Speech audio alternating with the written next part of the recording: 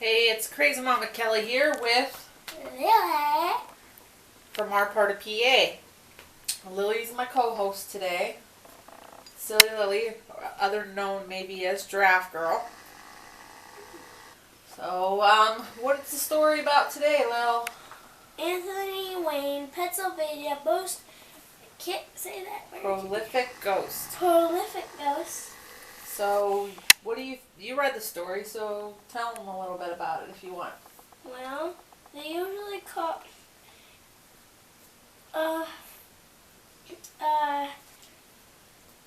Matt Anthony is Wayne, of course. Matt Anthony Wayne, yeah. That's like his other name, I guess. A hero of America Revolution. George Washington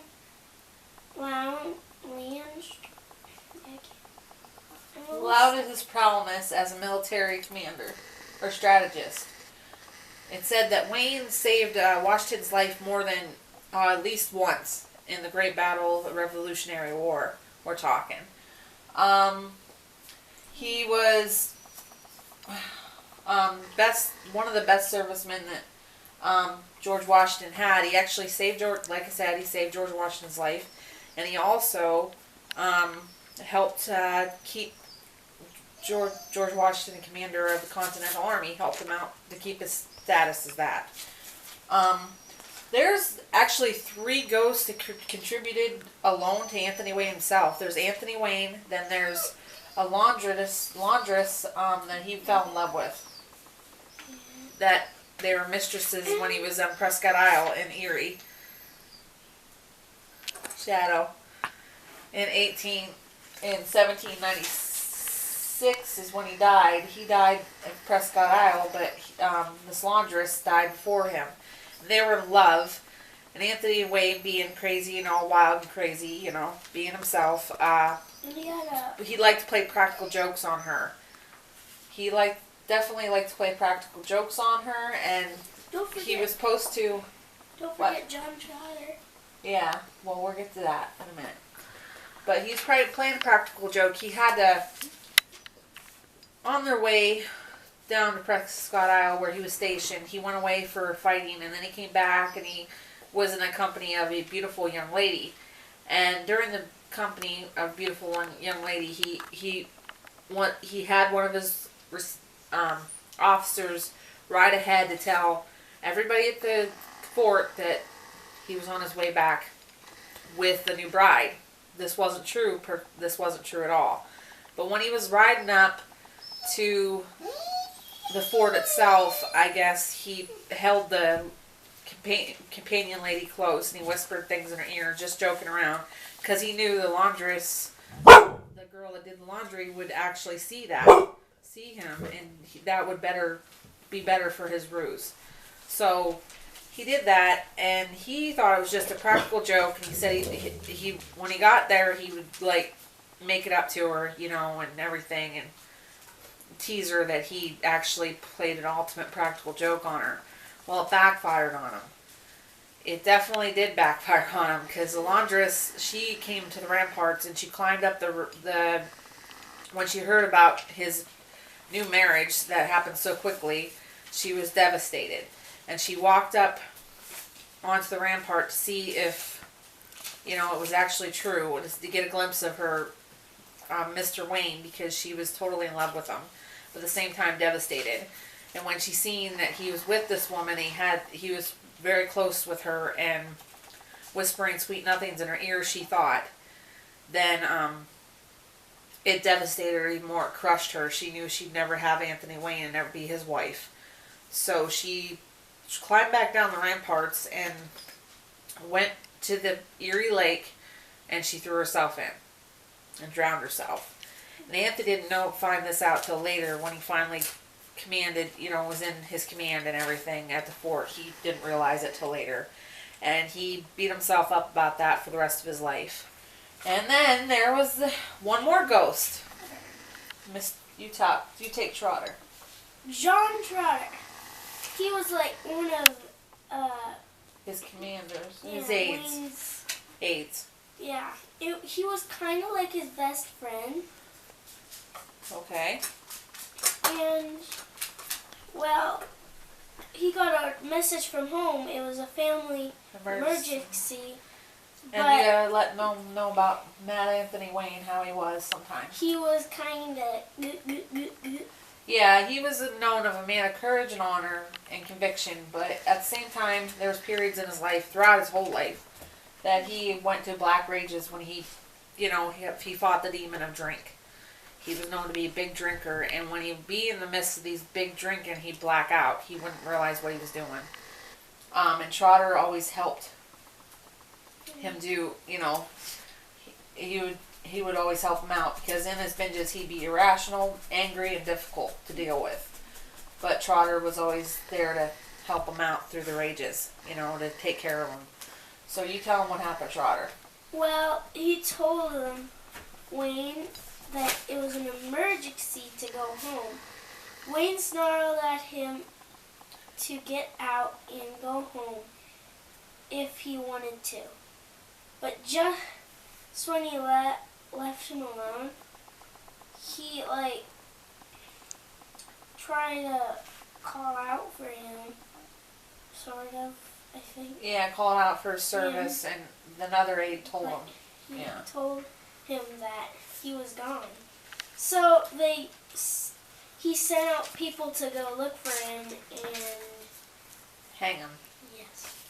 Because he thought that he deserted. He thought he was doing deserting. Back then, during the Revolutionary War, or any war, if you're a deserter, it's treason. It's treason. It's considered treason and was punishable by death. And that's what he did. He sent out people to do this, and the soldiers knew what was going on, but they didn't want to say anything to Matt Anthony Wayne, because they were afraid in Matt Anthony Wayne's rage that he would actually hang them too, because he had that much power in the Continental Army. So then you tell him what happened, how he felt about that. And this is actually from, he left Prescott Isle is in Erie, and then he left to go to Pittsburgh. That's where the area was that he was going to, is Pittsburgh. But on his way back to Pittsburgh, that's when, no, did I get that wrong? Okay. When he went off to where he lived, his hometown, and then he was on his way back to Pittsburgh, because Wayne was stationed actually in Pittsburgh when this happened. And he was actually on his way back to Pittsburgh, and that's when the soldiers caught up with him, and Trotter didn't know what the orders were, and when they got a hold of Trotter, they hung him. So they hung an innocent man. So he didn't desert. He thought he had emergency leave, because Wayne told him to leave, and he said he regretted that for the rest of his life, and he was constantly haunted by Trotter's ghost since that point on. Mm-hmm. Didn't Wayne want to change it to execute? Yeah, he wanted to execute. But it did get out. Yeah, he changed. Oh, and when he realized that somebody did tell him, well, you gave him leave, so he left. He revoked. He was like, oh, well, revoke my order for execution, and it didn't work. It was too late. Trotter was already dead. Okay, so what anybody knows about Anthony Wayne, they know that there's a story about him. It's kind of a very colorful story himself. I mean, he's known to haunt the almost entire United States, especially from Erie to Pittsburgh. I thought it said to Radon. The most place where Wayne was suspected to report from Canada to Georgia. Yeah, he was known to go all over the country because, he was one of the Continental Army. They were trying to fight. But there's another story about Anthony Wayne himself. After his death, he died at Prescott Isle in 1796. And he, decided he wanted to be buried near the blockhouse of the fort. So that's where they buried Anthony Wayne. And he laid there for about, what'd they say, like 13 years or so? I don't know, maybe. Yeah, he laid there for 13 years or so. But his family decided they wanted to bring him home. They wanted him home, They wanted to get back to Delaware County. That's where he originally from, Radon. Radnor. So they wanted him to be buried in St. David's Church Cemetery. So the family went to the blockhouse and removed his remains. His son was thinking that his dad was only going to be,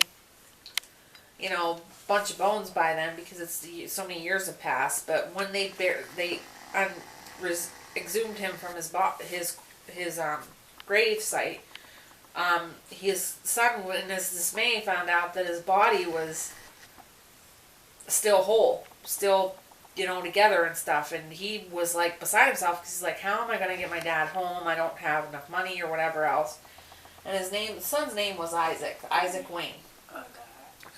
So he only had like a vessel or something to carry his dad's remains in, and doctor, it didn't say what the doctor's name was, but the doctor told everybody that Isaac that if you boil your father's remains to remove the flesh from the meat, the bones, then you could take your dad's bones home, and then the leftover flesh and stuff they could put back in the grave at the blockhouse. So that's what they did. So he took the bones and he packed them up and gathered them, and then he started his long journey home, which was to Radin, from Erie to Radin. Well, what happened on his way was he what? He lost the bones. Yep, he lost all of his dad's bones. And instead of going back the way he came, he decided, well, I guess I'll just let bygones be bygones, take the few bones I have home, and the other ones just leave on the side of the road. So, there's a story about that. So anywhere from Erie to Radin, there's on January 1st, his birthday, that's when Anthony Wayne was born. There's a tale that there is a colonial man that is riding horse from Erie to Radin down the trail, looking like as if looking for something that he lost, and that's supposed to be the great Anthony Wayne.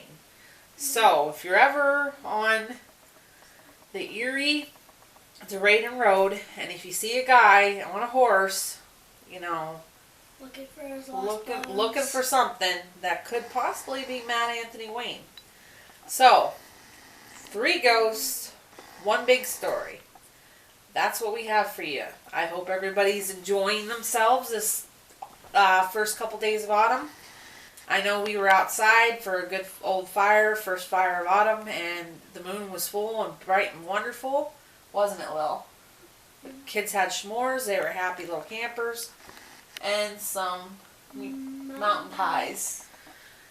And we had some music. We just having a good old time. Blood Moon's supposed to be coming up pretty soon. Kind of excited about that. So we'll be seeing that. So keep eye on the moon. You'll see big wonderfulness. And I hope everybody, the moon kind of turns red. Yeah. Yeah, so hope everybody's doing wonderful. Blessings. Take care. Blessed be. And on this video, I'm going to try to put clips of our adventure yesterday. What we did was we went to Texas Hot and the traditional trip to Kinzu that our family does every year. The in-laws and us do. And see the changing of the leaves and everything. The kids enjoy it, and sometimes we stop at a farm. This year we didn't because we already had pumpkins from a friend of mine, so we didn't stop to get our pumpkins, but it's usually a good time. Alright, blessings, take care, peace, and thanks for watching. And if you haven't subscribed below, subscribe down below. And what do you have to say, Lil? Should they subscribe? Yes. Okay. For more tales from Crazymommakelly and her clan. Bye, peace, and blessed be.